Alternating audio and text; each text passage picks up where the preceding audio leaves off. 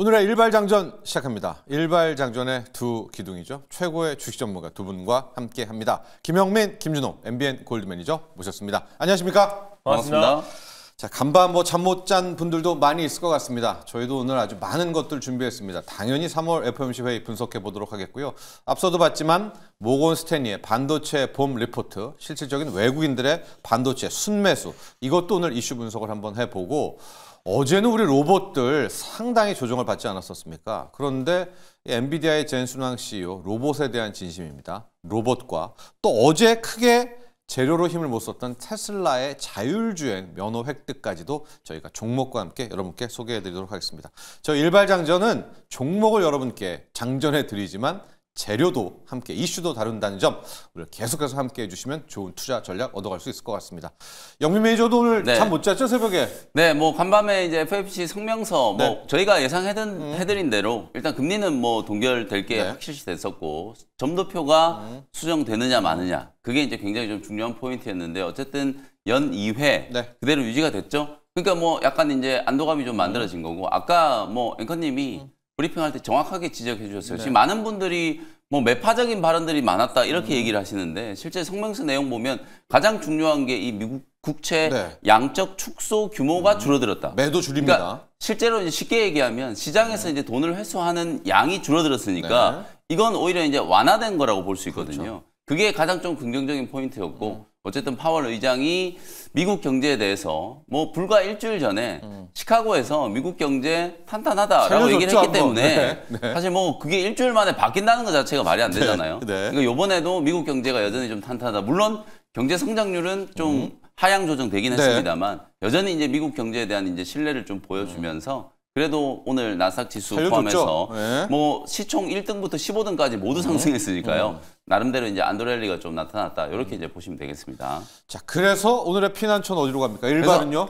피난처도 아니죠. 오늘은 도전 종목입니다. 어제 제약 말씀드렸고 오늘은 이제 또 반도체 하나 좀 준비를 좀 해놨는데요. 이게 어떤 종목을 하는지가 좀 중요해요. 이제 레거시 반도체 종목들도 이제 살아나다 보니까 소재 기업에 대한 이제 관심들도 많이 있는데, 사실은 이 소재 기업들은 제가 여러분들께 이번 주 지난주 계속 동진 세미캠이나 원익 관련된 이제 이런 소재 기업들, 몰덱스, DNF 이런 기업들 계속 설명을 좀 드리고 있습니다만 하나 더 관문이 있어요.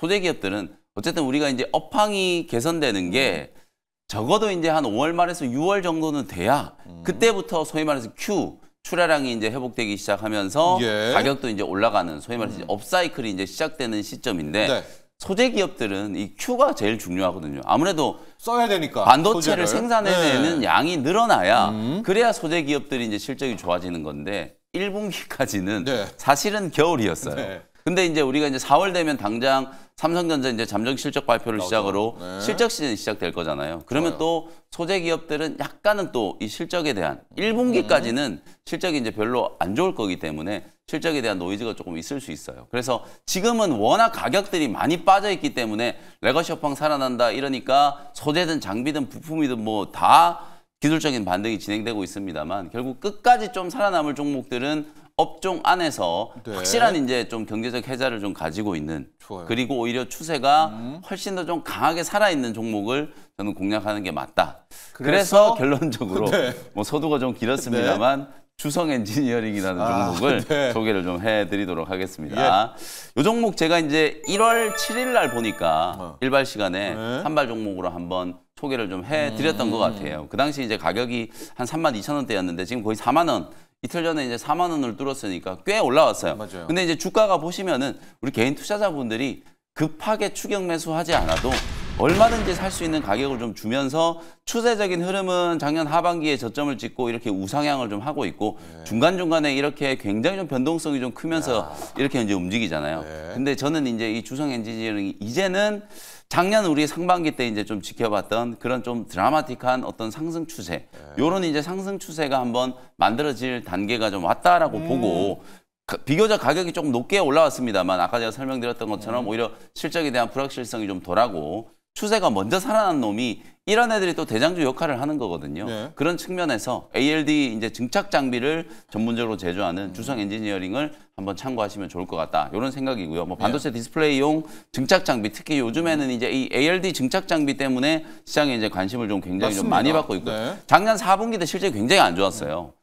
마이너스 19억, 영업이익이 적자 전환이 됐었거든요. 근데 이거는 뭐 일시적으로 태양광이라든지 어떤 부진했던 사업에 대한 충당금을 일시에 이제 설정을 하는 바람에 소위 말해서 우리가 이걸 이제 빅베스라고 하죠. 4분기에 안 좋은 거 다 털어내고 이제 기저효과가 나타나고 오히려 1분기 때는 굉장히 좀 빠르게 호전될 수 있는 가능성이 좀 높다. 이렇게 이제 보시면 될 것 같고요. 업황이 좀 살아나고 있고 특히 주성 엔지니어링은 레거시에도 걸치고요. 당연히 이제 뭐 HBM에도 걸칠 수밖에 없어요. SK 하이닉스나 삼성전자, 특히 SK 하이닉스의 선당 공정 투자, 이 원비 나노 전환에 대한 이제 투자의 수혜를 가장 좀 크게 입을 수 있는 기업이 바로 이제 주성 엔지니어링이라고 보시면 되고, 중국 기업들 요즘에 이제 어마어마합니다. 반도체뿐만 아니라 AI 쪽도 로봇도 뭐 맞습니다. 로봇, AI 뭐 전부 지금 첨단 산업이 우리나라는 고사하고 이미 미국도 추월을 한다 이런 얘기들까지 나오고 있고요. 실제 어제 제가 가장 좀 충격적인 뉴스가 스타게이트가 지금 4년 동안에 700조 원을 넘게 이제 투자하는 거잖아요. 근데 중국이 그 데이터 센터에 대한 투자가 미국을 뛰어넘는다. 이런 얘기가 지금 나오고 있어요. 2천조 얘기 나오고 2천조 얘기가 나오고 있으니까 사실 이거 어마어마한 이제 반도체 이제 수요를 빨아들일 가능성이 높거든요. 근데 주성 엔지니어링 얘기하면서 왜 제가 중국 얘기를 하느냐? 중국 디램 기업들 쪽으로도 주성 엔지니어링이 장비를 굉장히 많이 팔고 있기 때문에 중국 디램 기업들의 이제 캐파 증설. 사실 작년에 한 200K 정도였다고 보면 올해는 지금 연초에 예상치가 한 300K 정도였어요. 이것도 더 상향 조정될 수 있는 가능성이 높다라고 보는데 정말 보수적으로 봐도 작년보다 거의 50% 이상 급증을 한다라고 볼 수 있거든요. 그러면 당연히 장비에 대한 이제 도입이 늘어날 수밖에 없기 때문에 주성 엔지니어링이 수주가 굉장히 좀 가파르게 증가할 수 있다. 이렇게 이제 결론이 이제 기결될 수 있겠죠. 그래서 우리나라에서는 SK 하이닉스 그리고 이제 중국향 디램 기업들 쪽으로도 수주가 굉장히 좀 빠르게 늘어나고 있는 상황. 요게 어찌 보면 주성 엔지니어링의 주가를 가장 좀 강하게 떠받치고 있는 장비 기업들 여러분들 한번 다 통틀어서 보세요. 사상 최고가 영역까지 올라와 있는 애는 얘밖에 없습니다. 맞아요. 다른 어떤 기업들보다도 확실하게 이제 추세가 강하게 형성되고 있는 이유는 바로 그것 때문이라고 보시면 될 것 같고요. 또 미래 이제 하이K ALD 적용 분야도 크게 좀 늘어날 가능성이 높고, 요즘에 이제 우리가 유리 소재에 대한 관심이 많잖아요. 유리 기판, 그다음에 유리 인터포저 이런 얘기들 많이 하는데, 또 유리 인터포저가 이제 도입됐을 경우에도 사실은 이제 시드 레이어에 이 ALD 장비가 굉장히 필요하기 때문에 맞습니다. 그런 부분들 때문에 어찌 보면 또 ALD 증착 장비에 대한 이제 필요성이 더 높아질 수 있는 가능성이 좀 높다. 그래서 제가 1월 달에 여러분들께 올해 예상 실적을 추정을 해드릴 때 매출액을 한 4,500억 정도로 추정을 해드렸고 영업이익은 1,300억 정도 추정해드렸어요. 요게 1월, 2월 달까지 이제 기조였는데 제가 지난주부터 여러분들께 말씀드렸던 게 뭐냐면 실제로 지금 레거시 업황이 살아나고 있다는 얘기들이 여기저기서 많이 나오고 있는데, 그럼 진짜 언제부터 본격적으로 디램 가격이 올라가고 제가 말씀드렸던 Q, 이 출하량이 늘어나기 시작하느냐? 그건 아무래도 2분기 말쯤은 돼야 된단 말이에요. 재고가 이제 한 10주 정도 지나고 나면 충분히 이제 소진되면서 생산량과 가격이 같이 이제 늘어나는 그런 이제 사이클이 진행이 좀 된다. 이렇게 보면 사실상 우리가 이제 제가 반도체 소부장 기업들이 그동안에 뭐 중간중간에 실적이 좋은 기업들도 분명히 있었어요. 몇 개 있죠. 그런데도 불구하고 싸잡아서 다 굉장히 좀 저평가를 받았었던 이유는 우리나라 주요 증권사들의 이제 애널리스트들이 철저하게 이제 이 사이클 측면에서 지금 다운 사이클이고 가격이 계속 떨어지고 있으니까 사실상 설비 투자를 늘릴 수 없다라고 이제 생각을 했었잖아요. 근데 이제 이 캐파 증설에 대한 부분들이 가시화된다. 그게 2분기 말부터 이제 시작될 거기 때문에 소부장 종목들에 대한 이제 뷰가 완전히 달라질 거다. 이렇게 말씀을 좀 드렸거든요. 그래서 실제로 이 주성 엔지니어링은 3월이 딱 되자마자부터 컨센이 완전히 이제 달라졌어요. 실제로 이 종목은 올해 연간 영업이익도 연초 대비 거의 10% 이상 증가를 해가지고 최소 5천억에서 5,100억 정도, 영업이익도 10%가 훌쩍 넘게 이제 증가를 해서 한 1,600억 정도의 영업이익을 이제 기록할 걸로 예상이 좀 되고 있거든요. 그래서 제가 감히 예언컨대 다음 주부터는 주요 소부장 기업들에 대한 캐파 증설에 대한 효과, 나온다. 컨센 자체가 다 달라질 수 있는 가능성이 좀 높기 때문에 리포트가 굉장히 저는 많이 쏟아질 수 있다고 보거든요. 그런 이제 흐름을 주도하는 기업이 주성 엔지니어링이라고 보시고 추세가 조금 먼저 올라와 있긴 합니다만 저는 조정이 들어오더라도 오히려 이런 종목을 가장 먼저 담는 게 핵심적인 전략이 될 수 있다. 이렇게 말씀을 좀 드리겠습니다. 중국 수출은 네. 혹시 트럼프가 태클 걸지 않을까 이런 걱정도 많이 하시거든요. 네. 왜냐하면 이제 중국 쪽의 향이 꽤 되는 것 같은데. 그렇습니다. 예. 중국향 매출이 높은 기업들 또 중국에 공장 가지고 있는 기업들이 지금 지적해 주신 것처럼 사실상 이제 트럼프 대통령의 어떤 정책 불확실성 그거요. 모두 다 막아라. 이렇게 이제 할 수 있잖아요. 그래서 저는 그거. 그건 이제 좀 일시적인 리스크라고 보고 어제도 말씀드렸다시피 전면적인 수출 통제를 했을 경우에 당장 미국 기업들이 가만히 있지 않을 거다. 이 부분을 감안하면 오히려 지금처럼 한다 만다 이럴 때가 우리나라 기업들한테는 굉장히 기회예요. 중국 쪽 이제 기업들, 디램 기업들이 빠르게 성장하고 있기 때문에 장비든 소대든 갖다 팔 수 있는 거 1분기, 2분기 안에 굉장히 많이 저는 팔 수 있다라고 보거든요. 특히 중국 기업들이 지금 재고 확충에 대한 수요가 굉장히 높은 상황이기 맞습니다. 때문에 지금이야말로 중국향 기업들은 극성숙이다. 이렇게 이제 볼 수 있을 것 같거든요. 그 부분을 이해하시면 될 것 같고 지금 사진에 나가고 있는 부분은 제가 이제 방금 말씀드렸어요. 네, 실제로 이게 지금 연초만 하더라도 올해 매출 전망이 4,500억 정도밖에 안 됐잖아요. 근데 이게 지금 5천억 이상으로 수정되고 있다라는 거. 뭐 내년, 내후년까지 실적 성장세가 이제 가팔라지고 위에 이제 표시가 되어 있는 부분은 새로운 이제 성장 동력, 비메모리나 태양광 쪽에서도 매출이 이제 업사이드 요인이 있다라는 걸 이제 보여주고 있는 거다. 이렇게 이제 생각하시면 되겠습니다.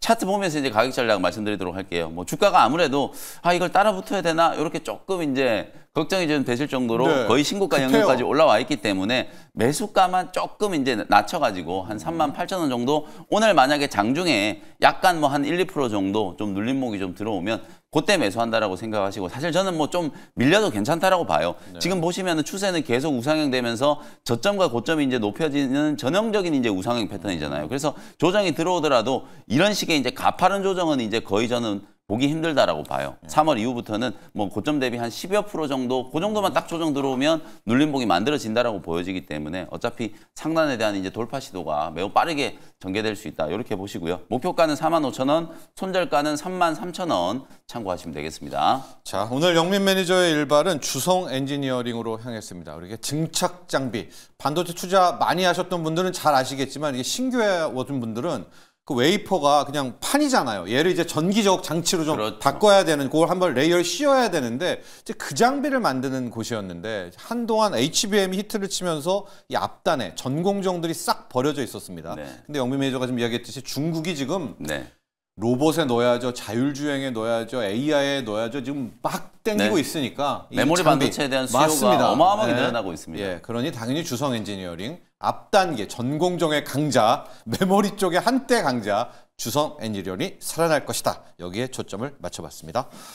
자, 이제 첫 번째 이슈로 가보도록 할 텐데요. 준호 매니저. 어제 빨랐어요, 준호 매니저가. 맞습니다. 테슬라가 캘리포니아에서 면허 획득한 거 얘기하고 자율주행 얘기를 어제 했는데 어제 우리 증시는 뜨뜻미지근했고요. 사실 그런데 뉴욕은 터졌어요. 맞습니다. 그래서 SOS램만 한 4% 장중에 우리 국내 언론에서 한 12시, 한 우리가 점심시간 정도에 나왔더라고요. 그래서 SOS랩이 이제 가장 대장주라는 거는 이 아침 방송을 오래 시청하신 분들은 다들 아실 거고 그래서 SOS랩이 한 마이너스 한 3% 정도 밀리다가 플러스 한 4% 수준으로 이제 마감을 하긴 했는데 일단 오늘 반응을 했습니다. 사실 이제 뉴욕 증시가 끝나자마자 이제 바로 나왔던 뉴스로 제가 따끈따끈하게 말씀을 드렸던 거고 해외 언론에서 실제로 지금 캘리포니아주 사실 이제 텍사스 오스틴은 예상을 했던 부분이잖아요. 근데 이제 캘리포니아 주 같은 경우는 어떤 전통적인 민주당 텃밭이다 보니까 테슬라의 어떤 풀셀프 드라이빙 관련해서의 어떤 규제가 좀 상당 시간 오래 걸릴 수 있고 생각보다 좀 빠른 시일 내에 캘리포니아에서는 자율주행을 또 로보택시를 운행하기에는 시간이 다소 오래 걸릴 수 있다라고 좀 전망이 있었었는데 약간 태클을 걸 거다. 맞습니다. 그래서 이제 로보택시가 이제 그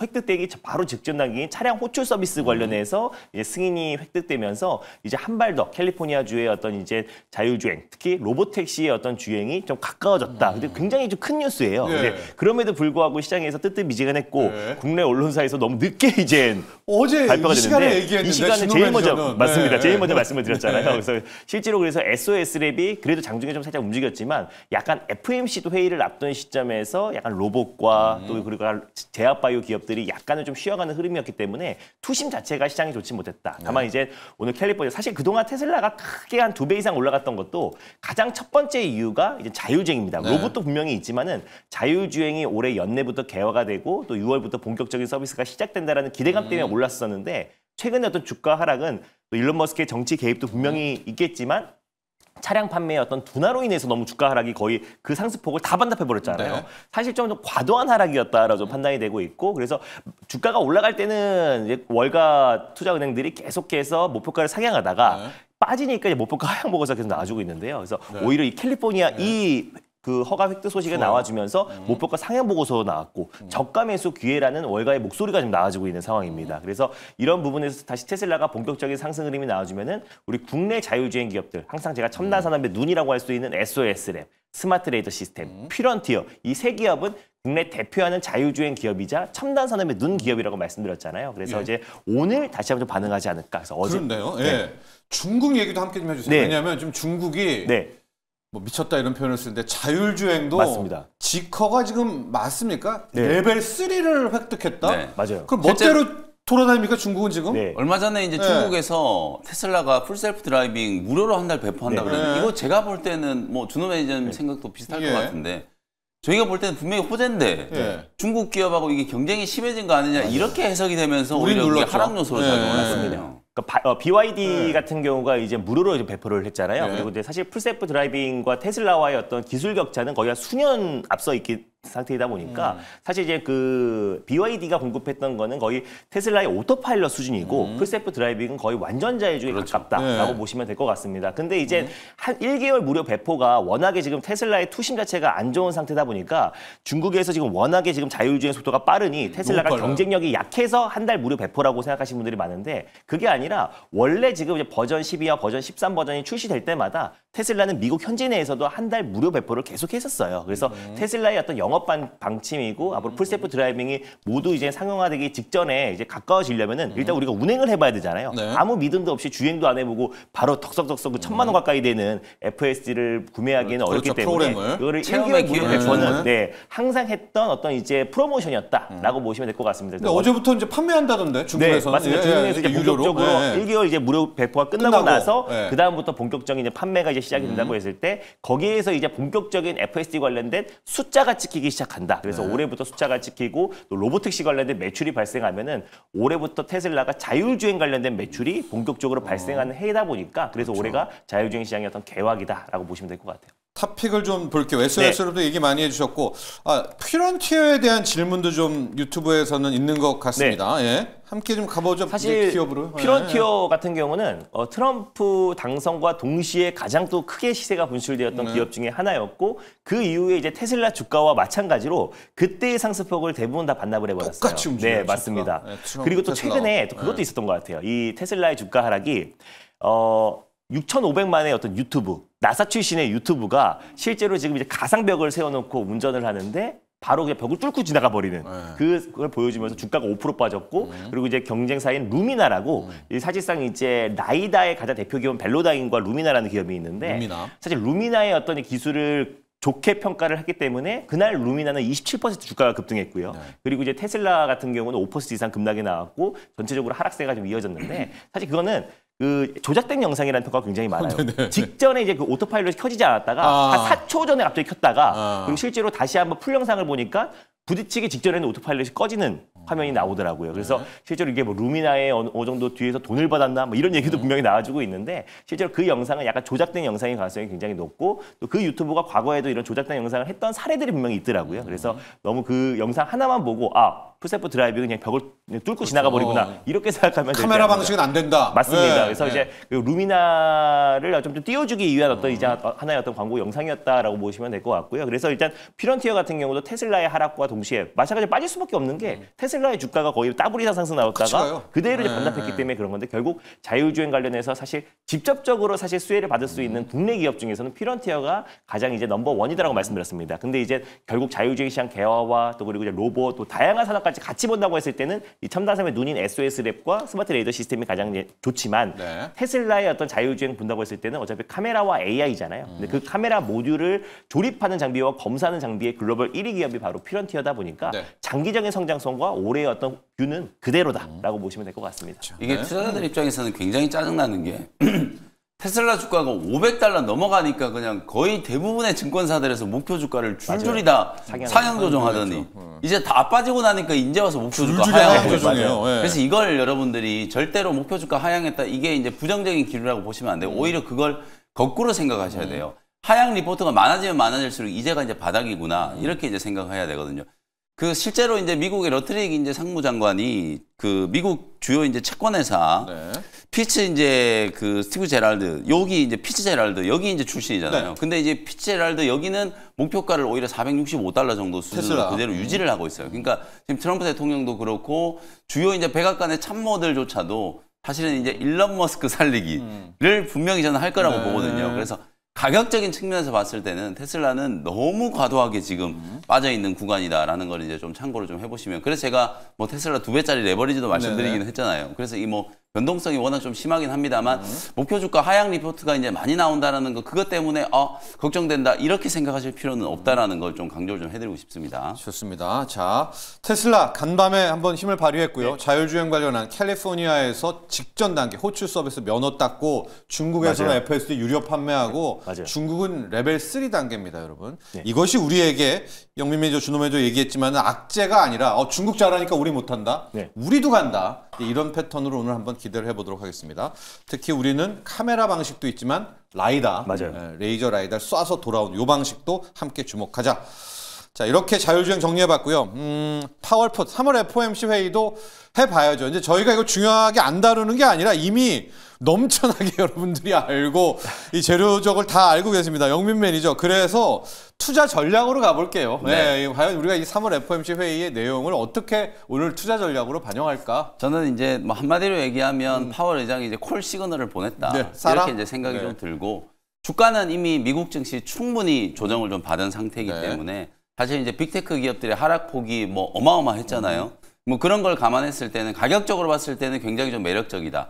그리고 이제 이 제롬 파월 연준 의장이 관세에 대해서 이제 코멘트한 부분을 좀 주목해 보시면 좋을 것 같은데 관세 자체가 지금 당장 어떤 이제 경제적인 이제 파장을 미칠지는 예단할 수 없다. 그러니까 이제 불확실성 자체가 남아 있다라는 부분에 대해서는 분명히 이제 코멘트를 좀 했지만 관세의 영향은 일시적이다라는 얘기를 했단 말이에요. 단기적이다라는 얘기를 했기 때문에 사실상 미국 경제의 방향성에서 관세가 굉장히 중요한 변수가 될 수는 있습니다만 그 관세로 인해서 없던 경기 불황이 나온다거나 혹은 이제 경기가 이제 올라갈 때 이제 그 관세로 인해서 경기가 꺾인다라거나 이런 식의 이제 상황이 연출될 가능성은 매우 낮다라고 이제 제롬 파월 연준 의장이 평가를 한 거라고 보시면 될 것 같아요. 그리고 사실상 저는 향후에 점도표가 오히려 이제 금리 인하 횟수가 좀 늘어날 수 있다라고 이제 예상을 좀 하는 거는 지금 이제 이 사회에서 이외로 수정이 된 상태잖아요. 근데 이제 고용이라든지 소비가 분명히 조금은 신경 쓰이는 데이터들이 있어요. 그래서 파월 의장 연설을 여러분 직접 들어보시면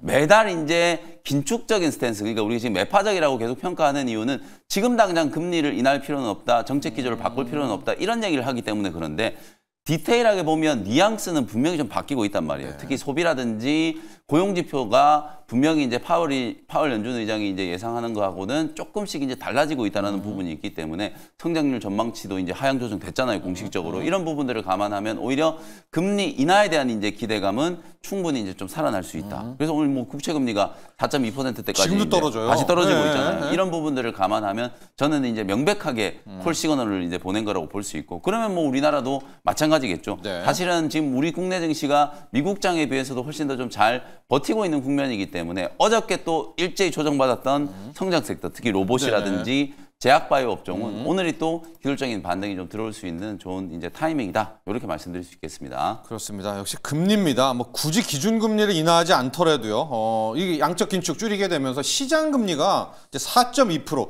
준호 매니저, 우리가 더 중요한 건 시장 금리죠. 뭐 기준금리 내리든 시장 금리가 떨어지면 우리 대출금리 떨어지는 거니까. 지금 이런 매크로 지표라면은 진짜 성장 섹터들, 뭐 반도체도 그렇고 한번 K증시, 우리 이 선진국 지수 말고 이쪽 약간 신흥국 지수는 꽤 괜찮을 것 같다는 생각도 들어요. 근데 오히려 지금 연초에 트럼프의 어떤 관세 폭탄에도 나름 좀 견주했던 모습을 보여주기도 했었고 여기다가 지금 미국 경제가 어느 정도 스태그플레이션에 대한 우려감도 어느 정도 해소가 되고 최근에 또 이제 고용도 탄탄하다는 게 다시 한번 제롬 파월 연준의장이 직접적으로 언급하기도 했고요. 이제 관세로 인한 일시적인 어떤 물가 상승은 있을 수 있겠지만은 이것 또한 일시적이다라고 했고 어느 정도 이제 미국의 경제는 견고하다라는 언급이 계속해서 있었기 때문에 그렇다면 그동안 이제 여러 가지 어떤 풍파와 그리고 국내 외적인 정치 정책 리스크로 이미 지금 시장이 먼저 선반영이 되었던 국내 증시가 요 어떤 이제 악재와 또 불확실성만 살짝만 해소가 된다고 했을 때는 좀 정말 강력하게 올라갈 수 있는 진짜 부스터 역할이 되지 않을까 좀 보고 있습니다. 그래서 또 이번에 뭐 예상했던 대로 이제 4회에서 2회 또 2회가 계속 유지가 됐고요. 또 실질적으로 이제 그거보다 경기 여전 상황에 따라서 한 차례 더 금리를 인하한다고 했을 때는 시장은 더 크게 환호할 가능성이 굉장히 좀 높다라고 좀 보고 있고요. 그래서 어제도 이제 가장 좀 금리에 민감했던 성장 섹터들이 뉴욕 증시에서도 빅테크 기업들 중심으로 하락이 나왔고 우리 국내에서도 제약바이오와 로봇 기업들이 먼저 좀 하락이 나왔잖아요. 외국인은 샀어요. 맞어요. 그래서 오히려 어느 정도 좀 불확실성이 해소되었고 또 이제 연내 어떤 금리 인하 그리고 한 2분기 안에는 이제 한 차례 금리 인하가 될 것이라는 전망이 높은 상태이다 보니까 그랬을 때 다시 한번 로봇 또 그리고 바이오 또 그리고 첨단 산업 쪽의 어떤 저가 매수가 또 강하게 좀 유입될 수가 있고요. 그리고 또 어제 뭐 테슬라를 비롯한 또 M7 기업들이 또 일제히 좀 상승 흐름이 나와줬기 때문에 우리 국내 증시의 어떤 투자 심리는 너무나 좋다. 다만 이제 어떤 대내외적인 어떤 이제 여러 가지 불확실성들 때문에 시장이 이제 상승폭이 좀 제한적이었던 뿐이지 요 어떤 이제 부분들만 이 족쇄만 딱 풀어지는 순간에 우리 국내 증시가 좀 강하게 올라갈 만한 어떤 이제 모멘텀과 또 그리고 조건들은 다 갖췄다라고 좀 보고 있습니다. 자, 여러분 10년물 국채금리만 보시죠. 하여간 뭐 금리 인하 안에 만에 다 빼놓고 10년물 국채금리만 떨어져 주면은 뭐 그야말로 이거 하나죠. 이겁니다. 이것만 보고 가시면 될 것 같은데 꽤 많이 떨어졌다 간밤에 이렇게 기억하시면 될 것 같고요. 그래서 한번 성장 섹터 중에 로봇으로 가보도록 할게요. 어제 로봇 조정받으면서 질문도 많이 들어왔고 이런 와중에 젠순왕 CEO는 갑자기 로봇에 대한 사랑을 또 맞아요. 진심을 로봇이 미래다. 로봇이 미래다. 뉴 산업혁명이다. 확실히 지금 레볼루션. 이제 젠순왕 CEO 같은 경우는 AI 다음은 로봇이라는 거를 여러 차례 언급했어요. 작년 같은 경우도 2024년 GTC 기조연설에서도 이제 앞으로 움직이는 모든 것들이 로봇이고 앞으로는 이제 개인 사람 한 명당 로봇을 갖고 그 1인 1로봇이 될 것이다. 이 얘기는 일론 머스크도 하고 젠순왕 CEO도 했어요. 그래서 전 세계 이제 빅테크 기업들의 수장들이 일제히 한 목소리로 로봇을 언급하고 있고 애플 또한 마찬가지로 자율주행 사업은 접어도 로봇 싸움은 오히려 더 확장시키고 있는 상황이잖아요. 그럼 이제 글로벌 빅테크와 우리 국내 대기업들이 일제히 미래 먹거리로 로봇을 선택하고 있다는 거는 로봇을 당연히 우리는 투자를 해야 되고 특히 올해가 이제 태동기고 이제 개화되는 시기이다 보니까 로봇과 자율주행을 계속해서 같이 보자라고 좀 말씀을 드렸어요. 특히 어제 같은 경우는 또 이제 우리가 FOMC 회의를 앞둔 시점에서 그리고 또 로보티즈의 영향도 분명히 있었을 것 같은데 로보티즈가 이제 또 물적 분할. 맞습니다. 배송 로봇 관련해서 이제 로봇 이치로 이제 물적 분할 얘기가 나와주고 11% 빠지는 가운데 FOMC 회의를 앞둔 시점에서 성장 섹터들이 전반적인 어떤 약세를 나와주면서 차익 매물이 좀 출회됐다라고 좀 보고 있는데 오히려 저는 이제 저로의 또 매수 기회다라고 오후 방송에서 말씀드리고 네이버 밴드를 통해서도 말씀을 드렸었던 게 오히려 좀 로봇에 대한 뷰와 또 그리고 사실상 기술 발전 또 그리고 엔비디아와 또 보스턴 다이내믹스의 어떤 이제 협업을 통해서 또 아틀라스의 어떤 움직임도 어저께 영상이 공개가 되기도 했잖아요. 그래서 결국에 또 이제 삼성 주총에서도 레인보우 로보틱스의 로봇이 또 전시가 됐다라는 거는 앞으로 이제 삼성전자가 로봇만큼은 정말 이 HBM에서 약간 뒤쳐졌고 AI 시대에서 약간 뒤쳐졌다는 평가를 오히려 로봇 쪽에서는 빠르게 선점하겠다라는 어떤 의지를 좀 표명한 게 아닌가라고 좀 보고 있습니다. 그래서 굳이 주총장에 앞으로 이제 삼성이 좀 집중하고 있는 로봇부터 시작해가지고 다양한 이제 플랫폼들을 공개했다라는 것부터가 일단 좀 긍정적으로 좀 보고 있고요. 특히 이제 로봇 같은 경우는 앞으로 또 이제 또 오늘 현대에도 주총도 앞두고 있는 시점이잖아요. 또 현대가 보스턴 다이내믹스 아틀라스를 올해 하반기부터 본격적으로 공장에 투입하겠다라고 좀 발표를 한 상태이다 보니까 그것만 봅니다, 중국의 저는. 어떤 이제 발전 속도도 너무 빠르잖아요. 그런 부분에서 우리 현대 또 SK 또 그리고 또 이제 SK 최태원 회장도 휴머노이드 로봇 관련해서 특명을 내린 상태이다 보니까 앞으로 이제 로봇 관련된 섹터들은 오히려 조정식 매수가 좀 유효하다를 좀 보고 있고 저는 중장기적인 뷰가 전혀 변함이 없다. 그래서 오히려 좀 이런 와중에도 어저께 원익홀딩스는 뭐 신고가 부근에 계속해서 위치해 있었고 그래서 픽으로 한번 또 저희가 가볼게요. 픽으로 이제 본다고 했을 때는 사실상 이제 클로봇이라는 기업을 한번 솔루션으로 가는 네, 맞습니다. 왜냐면 이제 오늘 특히나 현대차의 또 이제 주총도 앞두고 있고 이 보스턴 다이내믹스의 어떤 이제 독점적인 판권을 가지고 있는 기업이 또 클로봇이기도 하고요. 또 레인보우 로보틱스와도 또 이제 물류이동 로봇 관련된 협업을 하기도 했어요. 삼성과 현대와 같이 협업하고 있고 또 그리고 현대의 어떤 이제 그 아틀라스도 공개가 됐는데 굉장히 이제 몸집과 이제 손짓이 굉장히 자유로워졌더라고요. 그래서 이런 부분을 봤을 때 실질적으로 엔비디아와 협업하고 있는 국내 기업 중에서는 현대차가 인수한 보선 다이맥스가 유일하고 그 보선 다이맥스와 국내 유일하게 독점 판권을 가지고 있는 기업은 클로봇이 유일하다 보니까 그럼 삼성과 또 현대 로봇의 가장 이제 중추적인 역할을 할 수 있는 기업이 클로봇인데 최근에 또 FOMC 회의를 앞두고 약간의 차이점이 올라왔잖아요. 요게 또 절호의 기회가 될 가능성이 분명히 높다라는 관점에서 일단 클로봇이 사실 솔루션 기업 중에서 가장 이제 넘버 원이다라고 좀 판단이 되고 있습니다. 그리고 하나 더 붙이면 시메스 같은 경우는 SK텔레콤이 이제 최대 주주인데 실제로 또 이제 SK텔레콤을 주축으로 그 SK의 휴머노이드 로봇 사업을 추진하고 있기 때문에 그 시메스와 클로봇, 특히 이제 클로봇이 가장 이제 대장주라고 보시면 될 것 같고요. 가격 전략은 저는 뭐 직전 고점은 돌아가면서 시세가 분출될 수밖에 없다라고 좀 보고 있어서 오히려 지금 최근에 어떤 단기 조정을 이용해서 우리가 분할 매수의 관점을 접근하시고 그리고 일단 1단계는 바로 직전 고점은 무난하게 돌파할 가능성이 높다라고 보고 있어서 일단 25,000원, 24,000원 부근대를 다시 한번 1차 목표가를 한번 설정해 보면서 대응하셨으면 좋겠습니다. 시메스도 한번 보죠. 시메스 같은 경우도 마찬가지로 약간 지금은 이제 클로봇의 2등주인데 얘 또한 마찬가지로 레인보우 로보틱스와 같이 협업을 체결했어요. 그럼 얘는 SK와 또 그리고 삼성의 이제 간택을 받은 기업이다라고 보시면 될 것 같고요. 그래서 실제로 시메스 같은 경우는 특히나 이제 스마트 팩토리와 물류 자동화 관련된 솔루션을 공급하고 있는데 그 고객사가 이제 뭐 쿠팡이라든지 APR, LG 에너지 솔루션, 현대차 그룹에도 공급하고 있잖아요. 유통기업도 이제 갖고 맞습니다. 가요, 지금. 그럼 시메스 같은 경우는 현대차 그룹에도 그 스마트 팩토리 솔루션도 공급하고 있죠. 쿠팡에도 공급하고 있죠. 그리고 이번에 레인보우 로보틱스와 협업하면서 삼성에도 공급이 될 것이고 그리고 또 이제 아까 시메스 같은 경우는 SK 계열사에도 이제 공급이 된다고 했을 때는 결국에 이제 시메스도 클로봇과 함께 같이 올라갈 수밖에 없다. 상대적으로 가격 매력은 시메스가 조금 더 높다라고 좀 보고 있어서 지금도 당연히 이제 매수 관점으로 유효하다라고 보고 있고요. 목표가는 직전 고점이었던 일단 4만 원을 일단 1차 목표가로 제시해 보도록 하겠습니다. 자, 좋습니다. 로봇 얘기 조금만 더 해볼게요. 오늘 현대차 주총이 있고요. 아마 여러 질문이 나올 텐데 전고체 배터리도 있지만 많은 분들이 특히 소액주주분들이 아틀라스에 대한 질문들 쏟아질 겁니다. 이제 이게 또 로봇에 대한 붐업도 될 것 같은데 자, 아까 클로봇과 시메스 얘기를 했고요. 영민 매니저가 생각하는 로봇의 픽도 궁금해요. 사실 이제 로봇은 어제 이제 젠슨항 CEO가 기조연설하면서 굉장히 강조를 많이 한 부분이에요. 근데 이제 어제 우리나라 로봇 기업들이 이제 와장창 했잖아요. 사실 뭐 로보티즈의 악재가 저는 이제 도화선이 좀 됐다라고 보고 그리고 약간 이제 기계적인 이게 세론 아무래도 이제 기조연설에 대한 이제 관심이 워낙 좀 강했었고 실제로 지금 보면 시메스 그다음에 클로봇, T-로보틱스 이런 기업들이 레인보우 로보틱스와의 협업을 얘기를 하면서 최근 한 2주 동안에 굉장히 좀 강하게 올라섰었어요. 그리고 로보티즈나 하이젠 같은 이런 액추에이터 기업들도 마찬가지로 이제 주가가 굉장히 좀 강하게 올라섰던 부분들이 좀 있었기 때문에 뭐 그런 부분들을 감안하면은 사실상 이제 어제 기계적인 세론이 좋은 매수 기회였다 이렇게 이제 보여지고요. 주목해야 될 부분이 딥시크에 대한 이제 논란이 연초에 굉장히 강했잖아요. 그걸 이제 젠슨항 CEO는 이제 굉장히 의식적으로 나는 별로 크게 신경 쓰지 않는다라는 듯한 이제 뉘앙스로 이제 GPU에 대한 수요가 여전히 견고하다는 걸 굉장히 많이 강조했잖아요.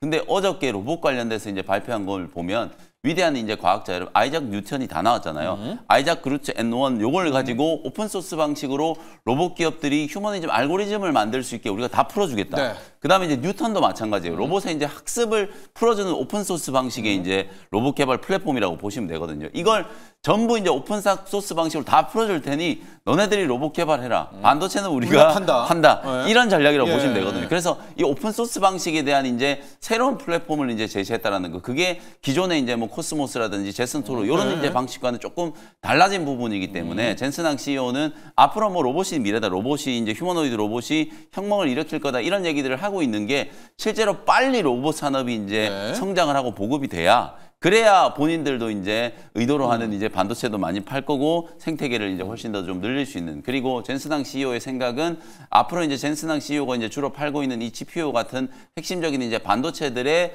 엣지 디바이스 그리고 온 디바이스 AI에 가장 핵심적인 수요처를 로봇으로 꽂고 있는 거다. 이렇게 이제 정리를 하면 될 것 같아요. 그래서 우리나라에서도 픽을 하면 뭐 지금 뭐 시메스라든지 클로봇 이런 기업들 얘기해 주셨으니까 사실상 저는 뭐 부품단에 보면 액추에이터, 하이젠 RNN 그리고 어제 급락이 나왔지만 로보티즈, 물적 분할은 결코 악재가 아니다라는 거 말씀 좀 드렸었잖아요. 그런 액추에이터 관련된 기업들이 휴머노이드 로봇 이슈가 부각됐을 때는 가장 강력하게 상승을 했던 종목이고 또 그 종목들이 어제 가장 많이 빠졌어요. 네. 하이젠 R&M도 거의 10%, 예. 로보티즈도 거의 10% 넘게 이제 빠졌기 때문에 오히려 오늘 기술적인 이제 반등이 강하게 진행될 수 있다라는 걸 참고하시면 되겠습니다. 자, 영민 매니저는 일단 하이젠 R&M, 그러니까 아예 액추에이터 또 감속기 이제 물리 쪽으로 네. 약간 이제 피지컬 피지컬 쪽으로 AI. 이제 가자라고 했고 로보티즈도 한번 보시죠. 어제 물적 분할 한 8% 정도 되는 이제 요쪽 이 배송 쪽만 이렇게 따로 떼어놨는데 시장의 평가는 일단 냉혹했습니다. 네. 오늘 로보티즈가 또 다시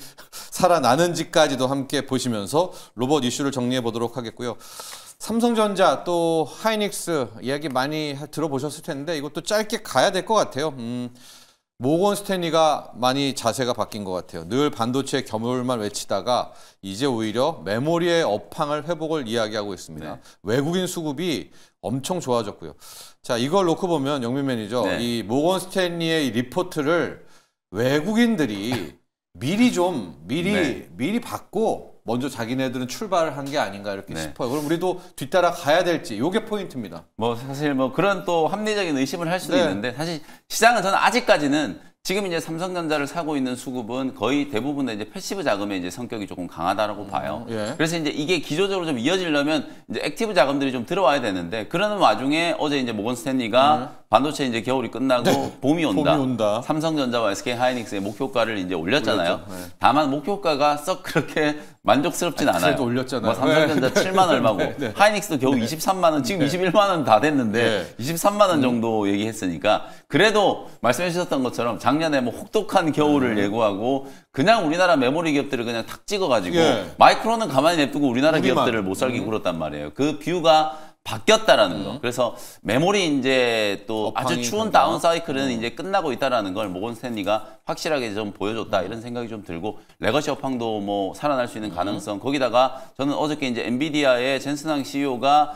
이 블랙에를 포함해가지고 루빈 그다음에 이제 하이먼 뭐 차세대 이 AI 가속기에 대한 이제 로드맵을 굉장히 좀 강하게 발표를 좀 잘했다라고 보거든요. 네. AI 쪽도 저는 굉장히 좀 강한 이제 드라이버가 좀 걸릴 수 있기 때문에 뭐 삼성전자와 SK 하이닉스 특히 삼성전자 같은 경우에는 오피셜로 퀄 통과 가능성. 저는 1분기 좀 기대하는 게 3월 말 뭐 4월 초 정도에는 분명히 이제 삼성전자가 오피셜로 8단에서 12단 정도는 충분히 이제 퀄 통과했다라는 게 어제는 안 해주더라고요. 네, 어제 주총에서는 뭐 사과하느라 바빴어요, 사실. 네. 뭐 전영현 부회장부터 해가지고 줄줄이 다 임원진들이 다 사과하기 바빴기 때문에 사실은 저는 이제 3월 말, 4월 초 정도에 엔비디아 이제 퀄 통과 이런 얘기가 나올 수 있다라고 보거든요. 물론 당장 퀄 통과를 한다라고 해서 삼성전자의 실적에 뭐 크게 기여가 될 거라고 보진 않아요. 그러나 많은 투자자분들이 저는 이제 항상 삼성전자 하이닉스의 무게중심을 두면 아래쪽에 낙수 효과를 입는 소부장 종목들이 중요한 거잖아요. 그러면 HBM 관련된 종목들도 삼성의 콜 통과는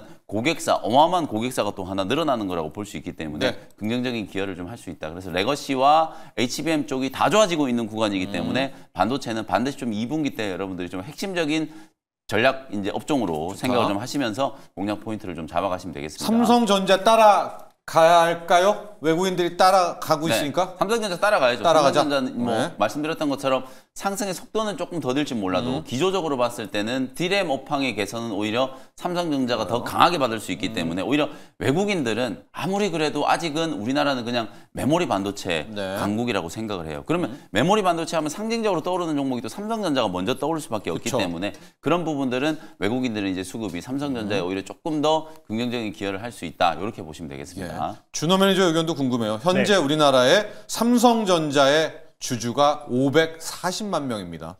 모건 스탠리가 7만 원을 일단 불러줬습니다. 지금 5만 8천 원이죠? 따라갑니까 삼성전자?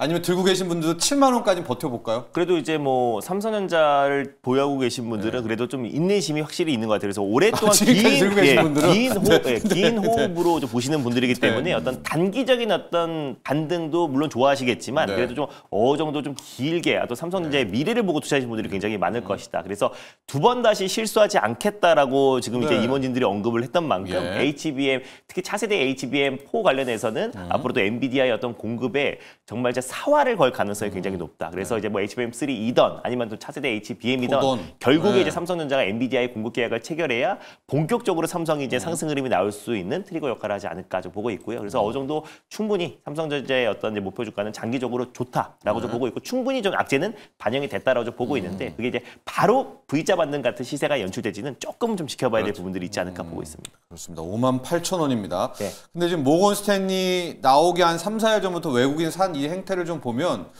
아마 뭐 4던, 네. 3이던, 네. 뭐 8단이던 이번엔 그것도 진짜 이건 진짜 네. 뭐 나와야 돼요. 이제. 네. 진짜 네, 나와야 돼요. 진짜입니다. 안 그러면 네. 진짜 우리 500만 주주분들이 정말 좀 실망할 수 있기 때문에 이번에는 진짜 너무 늦어졌거든요. 그래서 이번에는 좀 콜트 실제로 3월 초에 천안 캠퍼스에 엔비디아가 다시 한번 실사를 왔다가 갔어요. 그리고 이제 좀 긍정적인 기류들이 형성이 좀 됐기 때문에 그 포인트를 한번 여러분들이 생각을 해보시면 되겠습니다.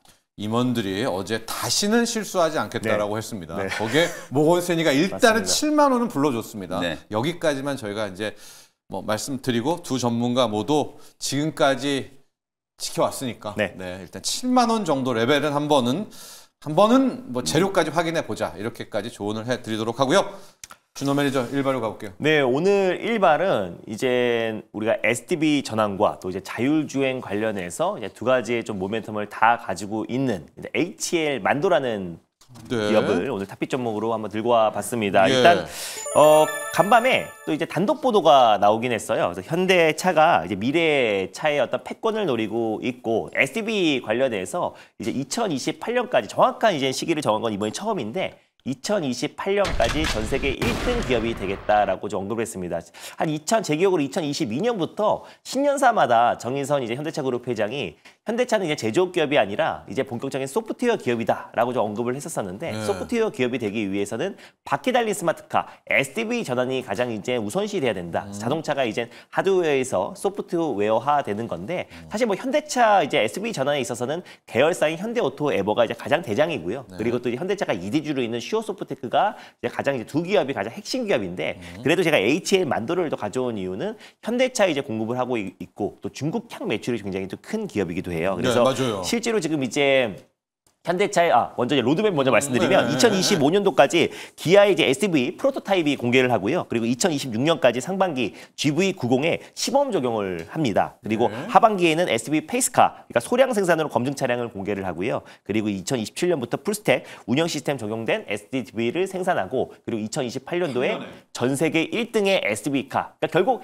SDV 자동차가 소프트웨어화 돼야 이제 우리가 휴대폰처럼 자동적으로 이제 무선 OTA 서비스, OTA 서비스를 할 수가 있는 거고요. OTA 서비스가 돼야 완전 자율주행으로 갈 수 있는 거기 때문에 완전 자율주행에 가장 우선시되는 기술이 바로 SDV 전환입니다. 그래서 현대차가 여기에 사활을 걸어서 이제 올해부터 본격적으로 추진을 해서 2028년도에 글로벌 1위로 도약하겠다는 로드맵이 나왔어요. 근데 이 부분이 오늘 주총에서도 바로 좀 이어질 가능성이 높고 SDV를 얘기하면서 자율주행까지 분명히 좀 언급될 가능성이 높다고 보고 있습니다. 근데 제가 이제 현대오토 에버와 슈어소프트가 대장이지만 HL 만들어 가져온 게 또 이번 주 주말에 중국 개발 포럼이 있습니다. 2000년부터 계속해서 매년 봄에 진행을 해왔던 이제 경제 포럼인데 이제 말 그대로 중국 개발 포럼이에요. 그래서 결국에 앞으로 중국의 어떤 개혁과 그리고 이제 많은 글로벌 CEO들을 불러 모아서 이제 앞으로의 어떤 투자 유치와 또 그리고 중국의 어떤 개혁과 개발을 논의하는 자리다라고 보시면 될 것 같은데 여기에 그동안 막 애플의 팀 쿡이라든지 또 테슬라의 일론 머스크도 참여했던 이력이 있는데 이번에 또 옵니다. 그래서 이번에 애플의 팀 쿡이 오고요. 또 브로드컴 또 그리고 이제 화이자 그리고 BMW 뭐 벤츠 그리고 아람코 CEO들이 일제히 그래서 역대급 최대로 80명의 CEO들이 오고 SK 하이닉스 대표도 가요. 그래서 실질적으로 좀 이번에 어떤 이제 미국과 중국과의 어떤 패권 전쟁이 진행되고 있는 상태에서 중국 내의 어떤 매출 비중이 큰 CEO들은 대부분 다 참석을 한다라고 보시면 될 것 같고요. 이런 관점에서 중국이 이제 개혁과 또 그리고 개방 그리고 이제 본격적인 어떤 이제 외국인 투자 유치 이런 것들을 나선다고 했을 때 이구 환신 정책들도 계속해서 확산된다고 했을 때 그럼 중국 내의 매출 비중이 또 가장 큰 국내 부품 기업 중에서 HL도 만도거든요. 그래서 그런 관점에서 HL 만도의 어떤 중국향 또 이제 매출 성장도 가파르게 좀 진행될 가능성이 높다고 좀 보고 있고 그리고 또 이제 SDV 아까 말씀드렸는데 오비고라는 이제 소프트웨어 기업과 HL 만도가 SDV 서비스 플랫폼 구축 관련된 또 MOU를 작년에 체결을 했어요. 그래서 HL 만도에 최적화된